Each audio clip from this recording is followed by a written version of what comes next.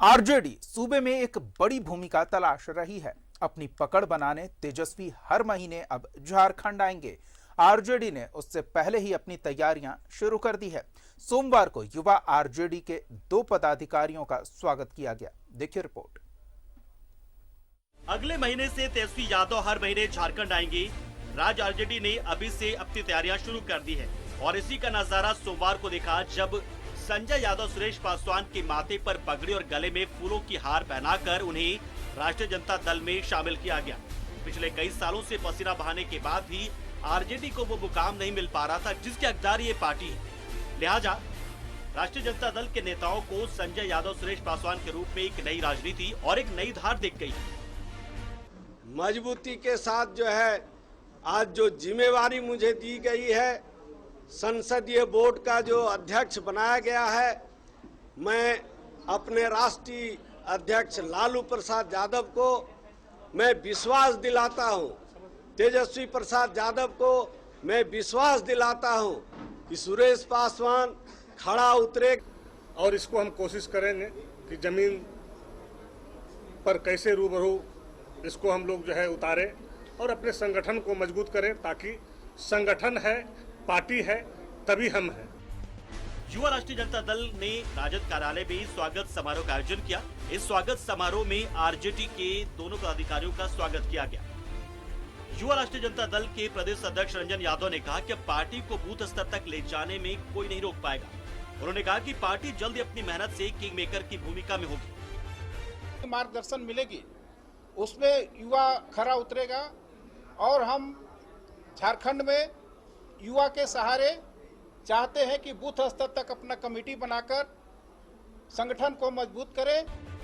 दरअसल हाल के दिनों में मौजूदा सरकार में राष्ट्रीय जनता दल अपनी बड़ी भूमिका चाहता था, लेकिन इकलौते विधायक की वजह से संभव नहीं हो पा रहा था। लिहाजा अब राजद चाहता है कि आने वाले विधानसभा चुनाव में उसके पास कम से कम 1 दर्जन विधायक मौजूद रहें, जिससे कि वो सरकार में किंग मेकर की भूमिका निभा सके। फिलहाल पार्टी की पूरी कसरत इसी के मद्देनजर की जा रही है। न्यूज़ 11 भारत के लिए रांची से कैमरा पर्सन दीपक के साथ अजय लाल की रिपोर्ट।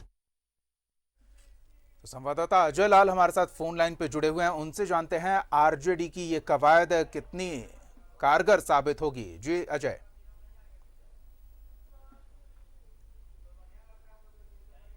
देखिए, लंबे अरसे से राजद के नेताओं को ये टीस रही है कि मात्र इकलौता विधायक चतरा से सत्यानंद भोक्ता जीत पाए हैं। जाहिर सी बात है, कई कार्यक्रम में हमने सुना राजद के नेताओं को कि अगली बार किंग मेकर बनना है। मतलब यह साफ हुआ कि इस बार आरजेडी उस भूमिका में नहीं है जिसके लिए वह जाना जाता था, यानी कि प्रेशर भी बनाने में राजद के नेता कामयाब नहीं हो पा रहे हैं। लिहाजा कोई भी कार्यक्रम आरजेडी का होता है उसमें ये टीस सामने जरूर आती है कि इकलौते विधायक को लेकर हम क्या करेंगे, कितना प्रेशर बना पाएंगे। जाहिर सी बात है, इन तमाम मुद्दों को लेकर राजद के नेता जब कभी आपस में बैठक करते हैं, एक बात जरूर वो बोलते हैं कि अगली बार ताकत बढ़ाना है। ये ताकत कैसे बढ़ेगी? पिछले दिनों राजद के कई नेताओं को पटना बुलाया गया था। पटना में खुद तेजस्वी यादव ने तमाम राजनीति के नेताओं के साथ बैठक की और यह कहा कि हर महीने के अंतिम रविवार को वो रांची आएंगे और 2 दिन तक झारखंड में प्रवास करेंगे। इसका मतलब साफ हुआ कि आरजेडी अब चाहता है कि वो अपनी पुरानी ताकत में वापस आए, जब उसके विधायकों की संख्या आधा दर्जन से ज्यादा हुआ करती थी। लेकिन ये होगा कैसे?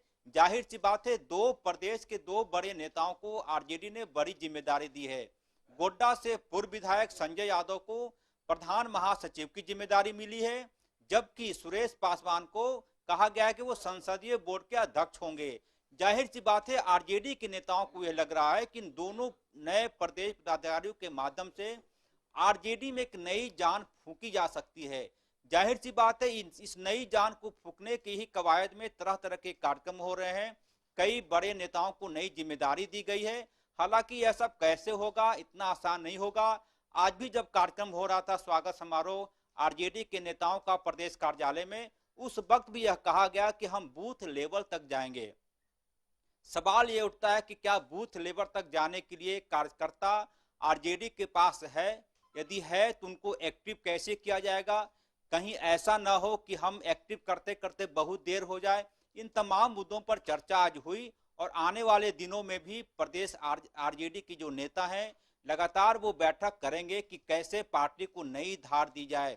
सत्यानंद भोक्ता चतरा के इकलौते विधायक हैं, वो सूबे में सरकार में मंत्री भी हैं, लेकिन सवाल यह है कि सत्ता में रहते हुए आरजेडी बहुत ज्यादा आक्रामक नहीं हो सकता। आप दोनों हाथ में लड्डू चाहेंगे वो संभव नहीं है। जाहिर सी बात है आरजेडी के नेताओं को यह सोचना होगा कि एक नई नीति उनको बनानी पड़ेगी, एक पॉलिसी बनानी पड़ेगी, पार्टी की रणनीति क्या होगी, क्या सरकार का विरोध करके वो आगे बढ़ेंगे या फिर सरकार के साथ चलेंगे। यदि सरकार के साथ चलेंगे तो इसका मतलब साफ होगा कि आरजेडी का पूरा फोकस भाजपा को कोसने में भी कोसने में ही उनका व्यतीत होगा, या फिर आप सरकार के अच्छे कार्यों को बाहर ले जाना चाहते हैं, गांव तक ले जाना चाहते हैं, बूथ लेवल तक ले जाना चाहते हैं, तब यह माना जाए कि आने वाले चुनाव में भी आप सरकार के साथ ही रहेंगे। यानी कि बिल्ली के गले में घंटी कौन बांधेगा, ये बड़ा सवाल है। बातचीत और जानकारी के लिए तो देखना दिलचस्प होगा कि आरजेडी की ये कवायद संगठन को कितनी मजबूत करती है। तेजस्वी पसीना बहाने को तैयार हैं और अब संगठन मजबूत कर सरकार पर दबाव बनाने की एक और कोशिश आरजेडी की ओर से।